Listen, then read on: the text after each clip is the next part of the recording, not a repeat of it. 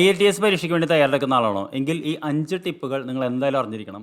ആദ്യത്തെ ടിപ്പ് എന്ന് പറയുന്നത് IELTS പരീക്ഷയ്ക്ക് തയ്യാറെടുക്കുന്നതിന് മുമ്പ് തന്നെ കൃത്യമായിട്ടൊരു സ്റ്റഡി പ്ലാൻ തയ്യാറാക്കി വെച്ചിരിക്കണം. ആ സ്റ്റഡി പ്ലാൻ കൃത്യമായിട്ട് ഫോളോ ചെയ്യണം. 2 എന്ന് പറയുന്നത് എപ്പോഴും പ്രാക്ടീസ് ചെയ്യുമ്പോൾ റിയൽ ടൈമിംഗ് വെച്ച് വേണം പ്രാക്ടീസ് ചെയ്യാൻ. കാര്യം വെച്ചാൽ സമയമാണ് പലപ്പോഴും ആളുകൾക്ക് തികയാതെ വരുന്നത്.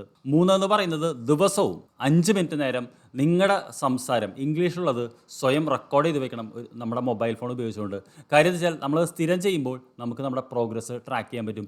ഇത് എല്ലാ ദിവസവും ചെയ്യണം. 4 എന്ന് പറയുന്നത് നമ്മൾ വെറുതെ എസ്സേകൾ എഴുതി നോക്കിയിട്ട് കാര്യമില്ല. ഓരോ എസ്സേ എഴുതുമ്പോൾ നമ്മളത് അനലൈസ് ചെയ്യണം. ഇന്ന് നിങ്ങൾക്കത് വളരെ സിമ്പിളാണ്. എഴുതിയതിന് ശേഷം ChatGPTയിൽ പോയിട്ട് ജസ്റ്റ് ആ എസ്സേ കൊടുത്തിട്ട് I M N IELTS student just grade them and give me a score എന്ന് പറഞ്ഞു കഴിഞ്ഞാൽ അത് പറഞ്ഞു തരും. പിന്നെ അതിലൂടെ തന്നെ ചോദിക്കാം നമുക്ക് what are the areas I need to improve എന്നുള്ളത്.